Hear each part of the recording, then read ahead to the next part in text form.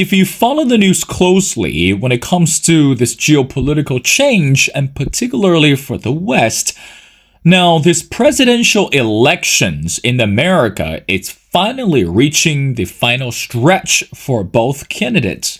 On one hand, we continue to see how Donald Trump is rallying around the voters and hopefully to gain more momentum, especially among the middle class.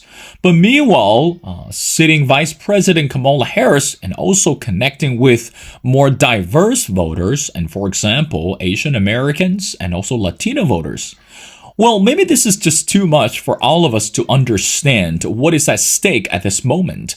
It's not just about this competition between Donald Trump and Kamala Harris. It's really about the fate of the country. And also, meanwhile, some believe that because we're seeing this rising populism under Kamala Harris, that women, particularly women leadership and the role of women in the society today, seem to play a rather significant role from this political, social, and also this economic agenda. If you follow our show previously, that we talk about some of the critical matters regarding social equality and also economic debates in the nation of Uzbekistan. Now, recently, there's something that you might not realize, that according to a recent article, that women today in Uzbekistan that commit far fewer murders than men in this country. And it is critical and important for us to understand who, why, and how, and they kill. Well, again, this is not a conversation about a murder case, and it's not about solving this investigation crisis. It's another perspective that we need to understand women and also some of the social hidden issues within the country. Well, ladies and gentlemen, it's my great honor to invite our distinguished speaker, who is the Niginakhon Saida. Ms. Saida is an educator and researcher and a journalist from Uzbekistan. She studies Islam, gender, education, and social memory transition. And of course, and right now she is a PhD student at the Johannes Gutenberg University of Mainz in Germany. Well, Nigina, and welcome back to The Missing Piece. Thank you for having me back. Nigina, I want to... It's a pleasure. Absolutely. The pleasure is mine. Now, again, based on our conversation last time, that recently you just came out with another critical article, which is entitled, Pushed to the Edge: Why Women Kill in Uzbekistan. Now, help us with better understanding. I want to get started with the first question is, how should we understand? Because in the article, you mentioned something that quite stunning. It's domestic violence. I mean, we understand, based on what you have written, a lot of cases that for women to commit crime are related to domestic violence. Let's start the conversation right there. How should we understand that? And why is it critical for us to understand the correlation between women committing crimes and also this domestic violence? Your thoughts? Thank you for the question, and thank you for inviting me to the podcast once again. Before we start, I just want to make a disclaimer, right? I do not say that women commit all sorts of crime because of domestic abuse, because I haven't studied other sorts of crimes, right? My research is limited to 1 year court documents. So basically what I did is I looked at local courts which reviewed homicide cases or attempted homicide cases, attempted murder cases, right, with female perpetrators within 1 year only. And it accumulated to 20-something cases only. So, and if we compare it to the statistics given by the Tashkent, like there is the statistics agency, Uzbekistan Statistics Agency, which reports that women who commit crime compared to men who commit crime is far, far less, right? Within since 2007, not even 10, since 2007, let's say, the share of women among perpetrators of premeditated and attempted murder cases hovers around 10%. Last year, there were only 26 women who were charged with it. The previous year, 39, etc. So it has been going down slowly, right? In overall numbers. So what I want to say is that I cannot speak for all types of crime about the relation between domestic violence and other sorts of crime that women commit, but there is a clear, distinct correlation between why women kill and domestic violence.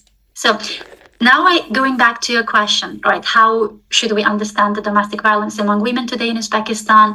I would say domestic violence is pretty common. In fact, around 85% of reported violence against women and girls or gender-based violence cases take place at home, making domestic violence the most prevalent form of abuse, right? The home is where women are supposed to feel safe, but instead they face different forms of abuse.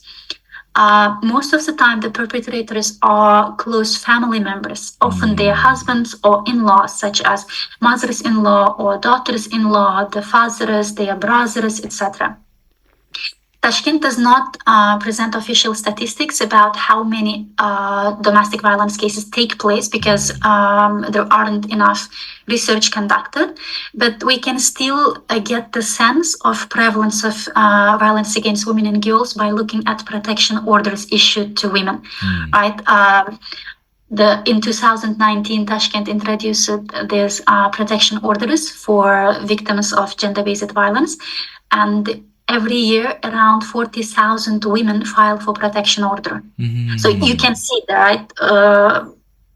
But that's just the tip of the iceberg, I would say, because due to the uyat culture, shame, right? Because you are shamed by the society, by the family, if you bring what is happening at your home to others, right? Which could be different forms of abuse. Due to the lack of trust or low trust toward this law enforcement agencies or the judicial system, due to fear of further repercussion from the abusers, or due to fear of not being able to provide for themselves and for their family or for their children most of the time, hundreds of thousands of women do not report. They choose silence. So summing up your question, gender-based violence, in particular domestic violence, is pretty common in Uzbekistan. The country has been taking steps to amend the situation, to provide better protection for women. But so far, I cannot say it's a success story, but I have still to acknowledge that the state is taking necessary steps, at least in the form of legislations.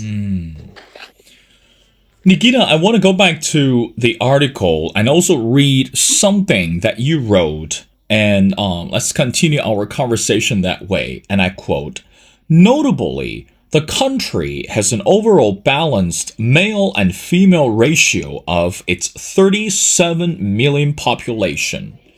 And also, meanwhile, that you mentioned that unlike many men who kill, women who murder often have suffered a long history of abuse, threats, and violence. Of course, that we know, we're familiar with this whole shame culture. You know, if any tragedy takes place or happened within one household, naturally, according to this Asian culture, or even today to all cultures, that tragedy, or we say the sad news that travels by miles, of course, that no one would like to share that, and let alone that, taking it to the court. But since we know that Uzbekistan is the country of law, and as citizens that we ought to believe or ought to follow the law faithfully. So my next question is, why did those women, or we call them the victims of the domestic violence, chose to solve the conflict by killing the abusers? So in other words, what do we know about the legal way to solve the cases? You mentioned that 40,000 cases are filed, to the court regarding the domestic violence related case or abusing of the women. But what does the law actually say when it comes to protect women in this country? Thank you. That's an interesting question. As I mentioned earlier, since 2017 onwards, Uzbekistan has taken considerable steps to amend legislation to make room for protection of women, right? There are multiple laws, for example, since 2019, there is protection orders, which is different from court, by the way. Protection orders are issued separately, like when women, for example, complain, okay, someone is harassing me or texting me constantly or subjecting me to psychological abuse, right? Pressuring me, etc., or beating me at home or financially abusing me, etc. In those cases, the law enforcement agencies issue protection order, usually for a month, which could be prolonged further, of course, but it does not necessarily provide a protection. It's just police calls the abuser and the victim and says, like, here is the copy of protection order to both of you, and we'll keep one copy, like you shouldn't do this and that, etc. So there isn't much tangible thing with protection orders. And going back to the question, why would women solve the conflict by killing the abusers? I wouldn't formulate the question as such. My study with limited cases showed that majority of women did not plan their or pre-plan their killing, right? It just happens in the spur of moment, right? Whether I mentioned Iqbal's story or Samira's story, how they happened to kill. It's not like they planned it for days, like saying like, okay, I have been abused by him for 5 years, 6 years, let me just kill him. No, it just happened like in a day. Right. So, also, I do not want to say that all women kill because of the domestic violence, because there are handful cases at least where women kill it for material gains or for revenge, let's say, right, of their former intimate partner, etc. Those cases are also present. There are cases where women kill it under the influence of alcohol or mental health issues or disturbances as well. But what is distinguishing here is the presence of prolonged domestic violence in many cases, maybe in majority of cases, I could say. Right. Not necessarily always self-defense, and proving self-defense is also difficult in court. So I wouldn't label all of the killings happen as in a form of self-defense, but there is an element of prolonged abuse that women face it. Many women face it. So going back to the next part of the question, why they do not use the legal ways. As I mentioned earlier, not everyone decides to go to police or to go to mahalla, to go to judges, etc., complaining about the abuse they face. First of all, there is shame culture, women are encouraged to show patience, like whatever they go through, especially for the sake of their children, right? There is an element of financial dependence as well, because many women are afraid of not being able to provide for themselves or to provide for their children in case of divorce, or if their husbands, let's say, are put in jail or fined. Because most of the time, for domestic violence, perpetrators are either fined or face a small jail time or public service, etc., right, which do not bring any benefit to women. If they are fined, for example, if husbands are fined for domestic violence, they take money from the family budget, which would hurt women again.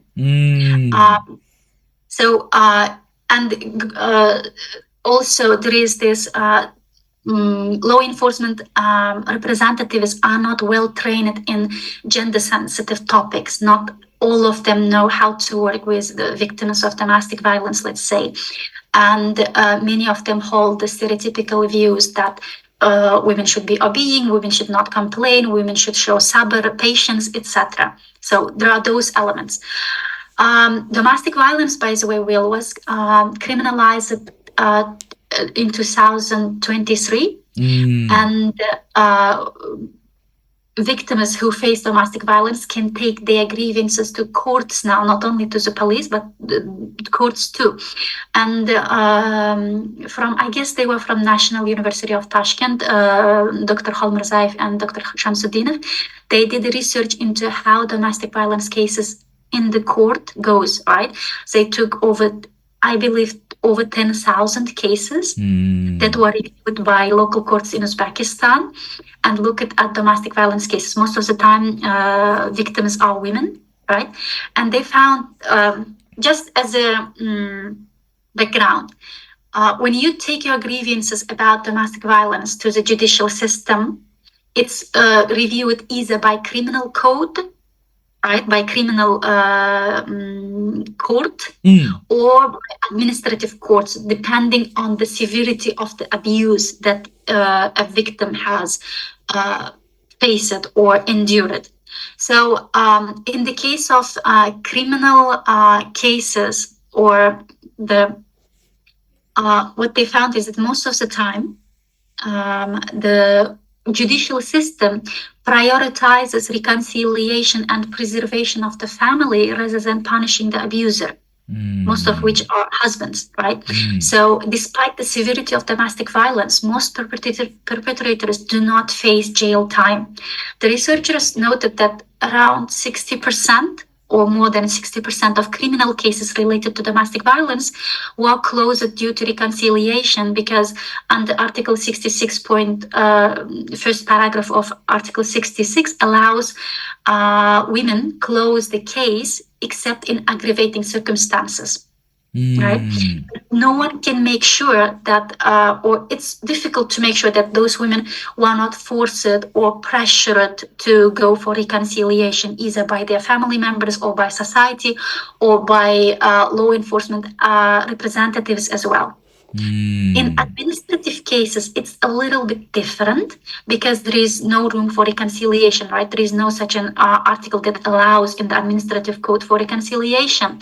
But there is Article 21 of the administrative code, which exempts perpetrators from liability due to the insignificance of an offense.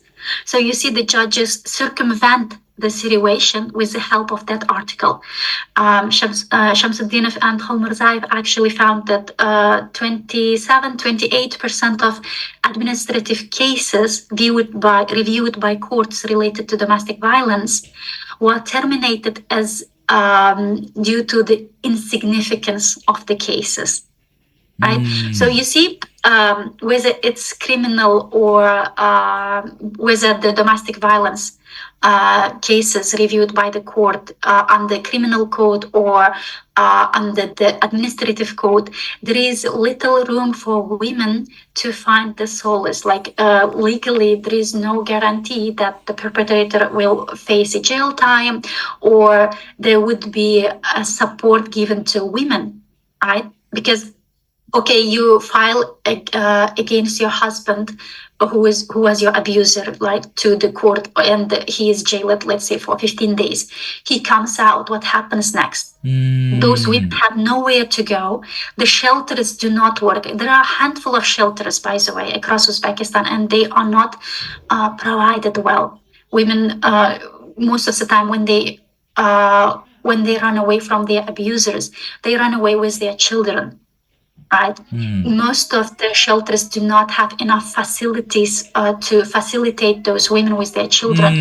And I'm not even speaking about women with disabilities, because no shelter in Uzbekistan can facilitate the stay of women who face domestic violence with disability status.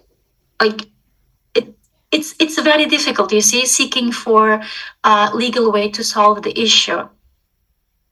I hope I could explain the situation. Well, I mean, again, Nigina, this is a critical issue. I mean, again, just based on your explanation.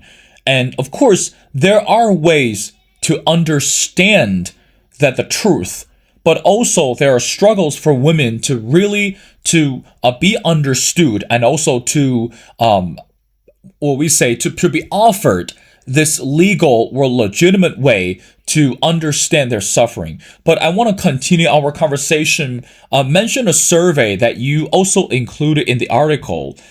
According to a survey in 2022 done by Family and Women Research Institute, found that 26.3% of young female participants have been abused or harassed by their husband for allegedly disrespecting their in-laws. You know, Nigina, I think that really lure into our next question is, we are looking at the modern day marriages in this country. I mean, I would say as a married person, we always say that marriage is not easy. I mean, it takes two to tangle. So in other words, both parties have to put effort that involve compromise, understanding, communication, etc. But I want to know that in the nation of Uzbekistan, how should we understand the modern day relationships or marriages today? I mean, so in other words, really, at the end of the day, why are marriages facing more problems? Or why are marriages today in the nation, particularly among the couples, are struggling? I mean, is it really about social economic issues? It's about political reasons, or is it really about women just happen to pick the wrong person or pick the wrong people to live together? Because we're seeing, again, going back, this 26.3% of young female participants have been abused or harassed by their husband. What went wrong in this relationship or in marriages? That's interesting, but also difficult question to answer. Will the particularities of Uzbek culture is different from maybe other cultures, because girls from early age are raised to be a good killing daughter-in-law, right? It's not just to be a good wife. They're also supposed to be a good daughter-in-law, serving their in-laws, such as mothers-in-law, their fathers-in-law, the other members of the husband's family, etc., catering for their needs, etc. The dynamics are shifting a little bit because of the opportunities that women have now. They do not have to tolerate abuse and violence, the exploitation all the time. Do you understand? If we look, for example, divorce rates, last year around 50,000 divorces took place in Uzbekistan, across Uzbekistan, and the marriage rates stay the same, right? Around 300,000 marriages a year, but divorce rate is rising. Look at 15, 20 years ago, every year annually there would be 12,000, 13,000 divorces, but now it's more than doubled. And what it shows is that young girls are not putting up with all the types of abuse and the violence they face at home. So if they feel disrespected too much, if they are subjected to abuse or harassment, if their husbands keep cheating left and right, if their in-laws demand too much, etc., right, they have more option to divorce now than they used to have like a couple of decades ago. It partially has to do with the raising level of education among women, with the financial independence of women as well, because they are not completely dependent on men, right? Especially the educated ones. So I would reason with that, right? It doesn't mean that abuse have become so common that women are divorcing. No, like abuse was there always. It's just earlier women did not have much chance of escaping that marriage, right? Divorcing. And also divorce was absolutely stigmatized. Now it's more or less acceptable. It's still stigmatized, but it's more accepted compared to a couple of decades ago. So there are multiple reasons, and I don't think I can talk about the particularities of marriages in Uzbekistan today. I'm sorry. with just one or two answers. That's no problem. I mean, again, of course, when it comes to marriages, when it comes to relationships, are meant to be complicated. I mean, again, this is not the answer, or this is not a simple answer that can really help us to dissect and to really understand the truth. Now, two more questions before letting you go. Now, again, going back to the article, it's called Pushed to the Edge: Why Women Kill in Uzbekistan. Nagina, why is it important for us, or even for the audience, to understand such critical topic? What is the message you're trying to get out? The reason why I started doing that research was, first of all, to understand for myself, right, why women kill. And why there are so many fewer cases of female perpetrated killings, murders, compared to when it's committed by men. And what I find is that women, female perpetrated homicides in Uzbekistan are not misplaced anger or frustration. You would probably get a better picture if you compare it to why men kill women. Right, so we have women killing and men killing. The only femicide research done by so far in Uzbekistan was done by Luisa Atabayeva, right? And her research, for example, shown that most of the time women are killed by their husbands or intimate partners, right? It's 36% of the time. When women are killed, they are killed by their husbands or partners, and then their fathers and brothers, father-in-law, etc., like family members. Right? The majority of the chunk, over 50% of the times, women are killed by someone they knew, and most of the time it's their close family members, male family members. Right? And look at who women kill. Who women kill are also the same. It's someone they know. Right? It's their husbands, it's their former intimate partner, it's their mother-in-law, it's their children sometimes, etc. It's someone they know. Like out of all the cases I studied from the 2023, which reached the court, only in one case, one girl accidentally killed a stranger. That's the only case where a woman killed a stranger. And she killed it by, she was a waitress in a cafe, and she poured vinegar instead of alcohol. So it's a homicide or manslaughter by negligence. Right? In all other cases, they killed someone they knew, indicating that it's either stemming from the domestic violence or the previous relationships. And I want you to compare it also, like the number of women who kill, which is every year becoming less and less, right? For example, in 2020, 41 women killed someone, right? In 2021, 54. In 2022, it was 39. And finally, last year, 26. It's slowly declining, less and less.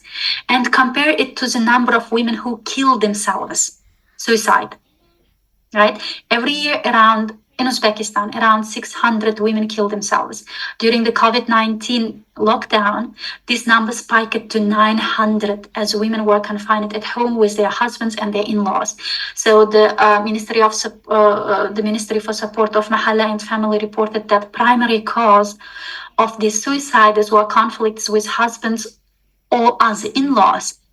So you see, in majority of cases, women go to killing someone or killing themselves more of the time because of the despair, because of the hopelessness, because of they see no way out. They do not know how else to respond, because from the early childhood, girls are raised to be kind of extension of the family, right? They don't have control over their lives because most of the decisions, especially major decisions, are taken by their family members, such as their fathers, their husbands, their mothers-in-law, or other members of the family.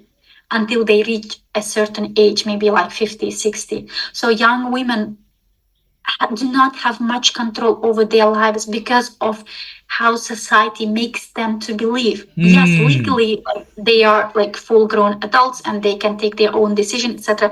But if you from your early ages are taught like you should obey your father, you should obey your husband, you will study only if your father allows, or you will go to work only if your husband allows you to work, and etc., etc., you do not see other way out of how to solve a problem. You cannot go to police or to the court because you see it like you have very low trust towards them. And I think there is a problem with law enforcement and judicial system as well. They are bad at promoting themselves, showing that how they are solving those problems. So they need white PR, what we call, right? Because I'm not totally blaming them because the legislations are more or less better compared to other Central Asian countries, right? Uzbekistan, for example, we have legal definitions of, for example, sexual extortion, stalking, harassment, domestic violence, by the way. Right, domestic violence is criminalized, which is not the case in most of other Central Asian countries. So there are steps taken by the country, but society is still the same. So when I look at why women kill others, it's most of the time their husbands or their children, or when they kill themselves. Pay attention, when women kill themselves, sometimes they kill their children too, right? We often hear the stories of how women take their lives by throwing themselves and their underage children to canals or from high-rise buildings, or setting themselves on fire in a car or in a house, etc. That's way of expressing themselves. That's taking control over their lives because there is no other way they can do it otherwise. Right, because there's always pressure from someone or some circumstances that they cannot do anything about it. So I'm not saying that's the right way. I'm just saying that that's how they see as the only way out from the situation, whether it's due to, let's say, conflict over the land, right? Because they lost a portion of land, or they lost their husband, or their husband married to someone else, so they take their own lives. There is no much avenue for them to express their frustration, to take, let's say, to take control over their lives. Well, so, yes, Nigina, go ahead. Answer. So with that research, I just wanted to understand exactly why women commit murder. And my answer so far is that more than maybe 50-60% of them have endured domestic violence. I'm not saying that's the right way to respond to domestic violence, but it could be in their eyes a right answer at that moment, at that place that they were in. Well, Nigina, you kind of answered my last question regarding the law enforcement. I mean, again, this is not the end of the conversation. And again, this is really, really critical, particularly for not just women, but also for everyone within the international community. Really understand what women in Uzbekistan are actually going through, and why that domestic violence and also this harassment from men, from husband to women, it's just alarming for all of us to understand. Well, again, ladies and gentlemen, it's such an honor to speak to Niginakhon Saida. Again, Nigina, it's an educator, a researcher, and right now she's doing her PhD in Germany, and of course that she studies Islam gender education. Well, Nigina, it's such a pleasure again to have you on our show, and we love to continue to have you back on the show as we continue our conversations. It's not just about the economy, it's not just about the politics, it's really about the truth, particularly related to women in the nation of Uzbekistan. Well, Nagina, thank you so much for your time. And again, let's keep in touch and all the best to your study in the nation of Germany again. So thank you so much for doing this.